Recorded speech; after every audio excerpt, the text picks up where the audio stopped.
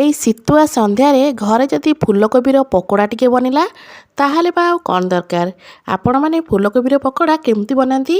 ମୁଁ ଆଜି ଫୁଲକୋବିର ପକୋଡ଼ାର ରେସିପି ଆପଣମାନଙ୍କ ସହିତ ଯେମିତି ସେୟାର କରିଛି, ଥରେ ଆପଣମାନେ ନିହାତି ଫୁଲକୋବିର ପକୋଡ଼ାକୁ ଏମିତି ବନାନ୍ତୁ। ଦେଖିବେ ଆପଣମାନଙ୍କୁ ଏଇଟା ବହୁତ ବଢ଼ିଆ ଲାଗିବ। ସବୁବେଳେ ଆପଣ ଫୁଲକୋବିର ପକୋଡ଼ା ଏମିତି ବନେଇବାକୁ ପସନ୍ଦ କରିବେ। ଏମିତି କୁଡ଼ମୁଡ଼ିଆ ଫୁଲକୋବି ପକୋଡ଼ାର ରେସିପି ପାଇଁ ଭିଡ଼ିଓଟାକୁ ଶେଷ ପର୍ଯ୍ୟନ୍ତ ନିଶ୍ଚୟ ଦେଖନ୍ତୁ। ନମସ୍କାର, ମୁଁ ରଶ୍ମି ୟୁଟ୍ୟୁବରେ ଆପଣ ସମସ୍ତଙ୍କୁ ସ୍ୱାଗତ। ଆଶା କରୁଛି ଆପଣମାନଙ୍କୁ ଆଜିର ରେସିପି ନିଶ୍ଚୟ ପସନ୍ଦ ଆସିବ। ସନ୍ଧ୍ୟା ସମୟରେ ଚା ସହିତ ହେଉ କି ଟମାଟୋ ସସ୍ ସହିତ ହେଉ ଆପଣମାନେ ଏହି ପକୋଡ଼ାକୁ ନିଶ୍ଚୟ ଥରେ ଟ୍ରାଏ କରନ୍ତୁ। ତ ଏବେ ଚାଲନ୍ତୁ ଷ୍ଟାର୍ଟ କରିବା ଆଜିର ରେସିପି। ଆଜିର ଏହି ଫୁଲକୋବିର ପକୋଡ଼ା ବନେଇବା ପାଇଁ ମୁଁ ଏଠି ଗୋଟେ କୋବି ନେଇଛି, କିନ୍ତୁ ଆଜି ଆମେ ସବୁଯାକ କୋବିକି ୟୁଜ୍ କରିବାନି। ସବୁଯାକ କୋବି ବନେଇଲେ ବହୁତ ସାରା ପକୋଡ଼ା ହେଇଯିବ। ତ ମୁଁ ଏଠି ଅଧା କୋବି ନେଇଥିଲି। କୋବିର ପାଖୁଡ଼ା ସବୁ କାଟି ସାରିଲା ପରେ ଏଠି ଦେଖିପାରୁଥିବେ କୋବିର ପାଖୁଡ଼ା ସବୁ ବଡ଼ ବଡ଼ ଖଣ୍ଡ ଅଛି। ତ ଏବେ ଚାଲନ୍ତୁ ଆକୁ ଆମେ ଛୋଟ ଛୋଟ ଖଣ୍ଡରେ କାଟି ନେବା। ପୁରା ପତଳା ପତଳା କରିକି ଆଉ ଛୋଟ ଛୋଟ ଖଣ୍ଡରେ ସବୁ ଆମେ କାଟି ନେବା। ଏଠି ମୁଁ କହି ରଖୁଛି, ଯଦି ଆପଣମାନଙ୍କୁ ଆଜିର ଏହି ରେସିପି ଭଲ ଲାଗେ ଭିଡ଼ିଓକୁ ଲାଇକ୍ କରିବେ, ସେୟାର କରିବେ। ଚ୍ୟାନେଲରେ ଯଦି ନୂଆ ଅଛନ୍ତି ତାହେଲେ ପ୍ଲିଜ୍ ଚ୍ୟାନେଲକୁ ସବସ୍କ୍ରାଇବ୍ ନିଶ୍ଚୟ କରିନେବେ। ଫେସବୁକ୍ ପେଜ୍ ଦେଖୁଥିଲେ ଫଲୋ ତ ନିହାତି କରିବେ। ତ ଏଠି କୋବି ସବୁକୁ ମୁଁ ପୁରା ଛୋଟ ଛୋଟ ଖଣ୍ଡରେ କାଟି ନେଇଛି।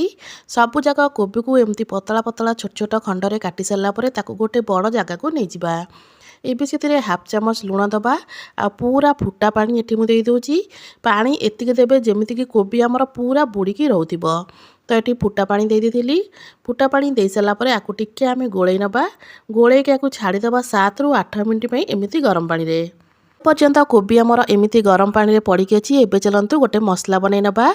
ମସଲା ବନେଇବା ପାଇଁ ଗ୍ରାଇଣ୍ଡର ଜାରରେ 5ରୁ 6 କୋଲା ରସୁଣ, ଖଣ୍ଡେ ଅଦା, ତା ସହିତ 3ଟା କଞ୍ଚା ଲଙ୍କା ଦେଇଛି। ରାଗ ଯଦି ଅଧିକ ଖାଉଥିବେ ଅଧିକ ଲଙ୍କା ମଧ୍ୟ ନେଇପାରିବେ। ଏବେ ସେଥିରେ ଗୋଟେ ଚାମଚ ଜିରା, 10ରୁ 15ଟା ଦେଇଦେବା ଗୋଲମରିଚ। ଏବେ ଆକୁ ବିନା ପାଣିରେ ଭଲ ଭାବରେ ବାଟିକି ନେଇ ଆସିବା। କେବଳ 3ଟା କଞ୍ଚା ଲଙ୍କା ଦେଇ ବାଟିଥିଲି। ଯଦି ଆପଣମାନେ ରାଗ ଅଧିକ ଖାଉଥିବେ 1ରୁ 2ଟା ଶୁଖିଲା ଲଙ୍କା, 1ରୁ 2ଟା କଞ୍ଚା ଲଙ୍କା ଦେଇକି ମଧ୍ୟ ବାଟି ପାରିବେ। ତ ଏଠି ଦେଖିପାରୁଥିବେ ମସଲାକୁ ମୁଁ ବାଟି ନେଇଛି। ଏଠି ଦେଖନ୍ତୁ ମସଲା ବହୁତ ଭଲ ଭାବରେ ବାଟି ହେଇଯାଇଛି। ଏବେ ଚାଲନ୍ତୁ এই ମସଲାକୁ ରଖିବା ସାଇଡ଼୍ରେ। କୋବିରୁ ଗରମ ପାଣି କାଢ଼ି ସାରିଲା ପରେ କୋବିକୁ ଥଣ୍ଡା ପାଣିରେ ଥରରେ 2 ଥର ଭଳିଆ ମୁଁ ଭଲ ଭାବରେ ଧୋଇ ନେଇଥିଲି। କୋବିକୁ ଭଲ ଭାବରେ ଧୋଇ ସାରିଲା ପରେ ବାଟିକି ରଖିଥିବା ମସଲାକୁ ପ୍ରଥମେ ଆମେ କୋବିରେ ଦେଇଦେବା। ମସଲାକୁ କୋବିରେ ଦେଇ ସାରିଲା ପରେ ଏବେ ସେଥିରେ ଆମେ ଦେବା ହାଫ୍ ଚାମଚ ପରିକା ହଳଦୀ ଗୁଣ୍ଡ, ତା ସହିତ ଗୋଟେ ଚାମଚ ଦେବା କାଶ୍ମୀରୀ ରେଡ୍ ଚିଲି। ଏଇଟା ବିଲକୁଲ ବି ରାଗ ନୁହେଁ, କେବଳ କଲର୍ ପାଇଁ ମୁଁ ଏଇଟା ଦେଉଛି।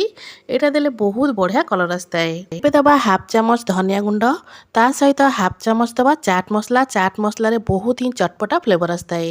ଏଠି ମୁଁ ଗୋଟେ ପିଆଜକୁ ପୁରା ଚୁନ ଚୁନ କରି କାଟି ନେଇଛି। ଏବେ ଏଇ ପିଆଜକୁ ଦେଇଦେବା। ତା ସହିତ ହାଫ୍ ଚାମଚ ଗରମ ମସଲା ଆଉ ଢେର ସାରା ଧନିଆ ପତ୍ର ଦେଇଦେଇଛି। ଏବେ ଏକୁ ଭଲ ଭାବରେ ଆମେ ଗୋଳେଇ ନେବା। ଆପଣମାନେ ଚାହିଁଲେ ହାତରେ ଗୋଳେଇ ପାରିବେ, ନହେଲେ ଏଠି ମୁଁ ଯେମିତି ଗୋଳଉଛି ସେମିତି ହିଁ ଗୋଳେଇ ନେବେ। ଏମିତି ଗୋଳେଇ ନେଲେ କ'ଣ ହେବ ନା ମସଲା ସବୁ କୋବିରେ ଭଲ ଭାବରେ କୋଟ୍ ହେଇଯିବ। ମସଲା ସବୁ କୋବିରେ ଭଲ ଭାବରେ କୋଟ୍ ହେଇସାରିଲା ପରେ ଆମେ ଏଥିରେ ଦେବା ସ୍ୱାଦ ଅନୁସାରେ ଲୁଣ। ତ ଏଠି ମୁଁ ମସଲାକୁ ସବୁ ଦେଖିପାରୁଥିବେ ଭଲ ଭାବରେ କୋଟ୍ ହେଇଗଲାଣି କୋବିରେ। ଏବେ ସ୍ୱାଦ ଅନୁସାରେ ଲୁଣ ଦେଇଦେବା। ଲୁଣ ଦେଇସାରିଲା ପରେ ପୁଣି ଥରେ ଆକୁ ଆମେ ଗୋଳେଇବା। ଆପଣମାନେ এই କୋବି ପକୋଡ଼ାକୁ କେମିତି ବନାନ୍ତି ଥରେ এই ଷ୍ଟାଇଲରେ କୋବି ପକୋଡ଼ା ବନାନ୍ତୁ। ଦେଖିବେ ଆପଣମାନଙ୍କୁ এই କୋବି ପକୋଡ଼ା ଚିକେନ୍ ପକୋଡ଼ାଠୁ କମ୍ ବିଲକୁଲ ବି ଲାଗିବନି। ତ ଏଠି ଦେଖିପାରୁଥିବେ କୋବିରେ ସବୁ ମସଲା ଭଲ ଭାବରେ କୋଟ୍ ହେଇଗଲାଣି। ଗୋଟେ କୋବି ଆପଣମାନଙ୍କୁ ଦେଖାଉଛି, ଦେଖନ୍ତୁ ମସଲା କେତେ ବଢ଼ିଆ ଭାବରେ କୋବିରେ କୋଟ୍ ହେଇଛି। ତ ଏବେ ଚାଲନ୍ତୁ ଏଥିରେ ଦେବା 2 ଚାମଚ ଭଳିଆ କର୍ଣ୍ଣଫ୍ଲାୱାର। ଯଦି ଆପଣମାନଙ୍କ ପାଖରେ କର୍ଣ୍ଣଫ୍ଲାୱାର ନଥିବ ତ ଆପଣମାନେ ଏଠି ଚାଉଳ ଗୁଣ୍ଡ ମଧ୍ୟ ଦେଇପାରିବେ। ତ କର୍ଣ୍ଣଫ୍ଲାୱାର 2 ଚାମଚ ଦେଇସାରିଲା ପରେ ଏଠି 3ରୁ 4 ଚାମଚ ଦେଇଦେବା ବେସନ ବାଇଣ୍ଡିଂ ପାଇଁ। ଏଠି ଅଧା କୋବି ପାଇଁ ଗୋଟେ ଛୋଟ ଚାମଚରେ 4 ଚାମଚ ମୁଁ ଏଠି ବେସନ ଦେଇଥିଲି।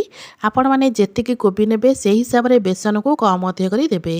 ପ୍ରଥମେ ପାଣି ନ ଦେଇ ଶୁଖିଲାରେ ଆକୁ ଭଲ ଭାବରେ ହାତରେ ଆମେ ଏମିତି ଗୋଳେଇ ନେବା। 2ରୁ 3 ମିନିଟ୍ ହାତରେ ଏମିତି ଗୋଳେଇ ସାରିଲା ପରେ ଆପଣମାନେ ଏଥିରେ ପାଣି ଦେବେ। ପାଣି ବିଲକୁଲ ବି ଏକା ସାଙ୍ଗରେ ବହୁତ ସାରା ପାଣି ଦେବେନି। ଗୋଟେ ଛୋଟ ଜାଗାରେ ଅଳ୍ପ ପାଣି ନେଇଯିବେ। ଅଳ୍ପ ଅଳ୍ପ ପାଣି ଛିଞ୍ଚି ଛିଞ୍ଚିକା ଆକୁ ଆମେ ଗୋଳେଇବା। ଯଦି ଆପଣମାନେ ଏକା ସାଙ୍ଗରେ ବହୁତ ସାରା ପାଣି ଦେଇଦେବେ ତ ଏଇଟା ପତଳା ମଧ୍ୟ ହେଇଯାଇପାରେ ବ୍ୟାଟରଟା। ତ ଅଳ୍ପ ଅଳ୍ପ ପାଣି ଛିଞ୍ଚି ଛିଞ୍ଚିକା ଆକୁ ଆମେ ଏମିତି ଗୋଳେଇବା। ତ ମୁଁ ଗୋଟେ ଛୋଟ ଜାଗାରେ ପାଣି ନେଇଯାଇଛି, ଦେଖିପାରୁଥିବେ ଅଳ୍ପ ଅଳ୍ପ ପାଣି ଦେଇକା ଆକୁ ଭଲ ଭାବରେ ମୁଁ ଏଠି ଗୋଳେଇ ନେଉଛି। এই କୋବିରେ ବେସନ ସବୁକୁ ଭଲ ଭାବରେ ମିଶାଇବା ପାଇଁ ମୋର ପାଖାପାଖି ଗୋଟେ ଛୋଟ ଚା ପିଆ କପ୍ରେ ଅଧା କପ୍ ଭଳିଆ ପାଣି ଏଠି ୟୁଜ୍ ହେଇଥିଲା। ତ ଏଠି ଦେଖିପାରୁଥିବେ ବେସନ ସବୁ କୋବିରେ ପୁରା ଭଲ ଭାବରେ ମିଶିଗଲାଣି। ତ ମୁଁ ଏଠି ଆପଣମାନଙ୍କୁ ଗୋଟେ ଗୋଟେ କୋବି ଦେଖାଉଛି, ଦେଖନ୍ତୁ କେତେ ବଢ଼ିଆ ଭାବରେ ବେସନ ସବୁ କୋବିରେ କୋଟ୍ ହେଇଯାଇଛି। ଏବେ ଆମେ ଏଥିରେ ଦେବା ହାଫ୍ ଚାମଚ ଭଳିଆ ଜୁଆଣି। ଜୁଆଣିର ଫ୍ଲେଭର ବହୁତ ଭଲ ଆସିଥାଏ, ତା ସହିତ ଡାଇଜେସନ୍ ପାଇଁ ମଧ୍ୟ ବହୁତ ଭଲ। ହାଫ୍ ଚାମଚ ଜୁଆଣି ସହିତ ଗୋଟେ ଚାମଚ ଦେଇଦେବା ଧଳା ରାଶି। ଏବେ ୟାକୁ ଆମେ ଭଲ ଭାବରେ ଗୋଳେଇ ନେବା। ଆଗରୁ ମୁଁ ଗୋଟେ କଡ଼େଇରେ ତେଲକୁ ପୁରା ଭଲ ଭାବରେ ଗରମ କରିବା ପାଇଁ ଛାଡ଼ିଥିଲି। ତେଲ ଏଠି ଭଲ ଭାବରେ ଗରମ ହେଇସାରିଲାଣି। ତ ଗୋଟେ ଗୋଟେ କରି ସବୁ କୋବିକୁ ଏଠି ଆମେ ତେଲରେ ଦେଇଦେବା। ଏଇ ଜାଗାରେ ଗ୍ୟାସ୍ର ଫ୍ଲେମ୍କୁ ମିଡ଼ିୟମ୍ ରଖିଥିବେ। ହାଇ ରଖିଦେଲେ କ'ଣ ହେବ ନା ଏଇଟା ଜଲ୍ଦି ହେଇଯିବ, କିନ୍ତୁ ଭିତରୁ ଭଲ ଭାବରେ ସିଝି ନଥିବ। ମିଡ଼ିୟମ୍ ଫ୍ଲେମ୍ରେ 3 ରୁ 4 ମିନିଟ୍ ଆକୁ ଆମେ ଏମିତି ଏପଟ ସେପଟ କରି ଛାଣିବା।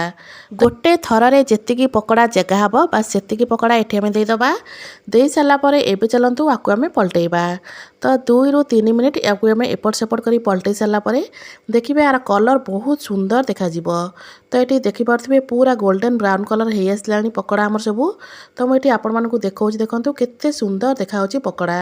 ତ ଏଠି ପକୋଡ଼ା ଆମର ପାଖାପାଖି ପୁରା ରେଡ଼ି ହେଇଗଲାଣି। ଆଉ 1 ରୁ 2 ସେକେଣ୍ଡ ୟାକୁ ଏପଟ ସେପଟ କରିସାରିଲା ପରେ ଏବେ ଚାଲନ୍ତୁ ପକୋଡ଼ାକୁ ଆମେ ଗୋଟେ ପ୍ଲେଟ୍କୁ କାଢ଼ି ନେବା। ଏଠି ଆମର ରେଡ଼ି ହେଇଗଲା ଫୁଲକୋବିର ପକୋଡ଼ା, ଯେଉଁଟାକି ବିଲକୁଲ ବି ଚିକେନ୍ ପକୋଡ଼ାଠୁ କମ୍ ଲାଗିବନି। ଆଶା କରୁଛି ଆପଣମାନଙ୍କୁ ଆଜିର ରେସିପି ନିଶ୍ଚୟ ପସନ୍ଦ ଆସିବ। ପୁଣି ଆସିବି ଗୋଟେ ନୂଆ ରେସିପି ନେଇ, ସେ ପର୍ଯ୍ୟନ୍ତ ରହୁଛି ନମସ୍କାର, ଜୟ ଜଗନ୍ନାଥ।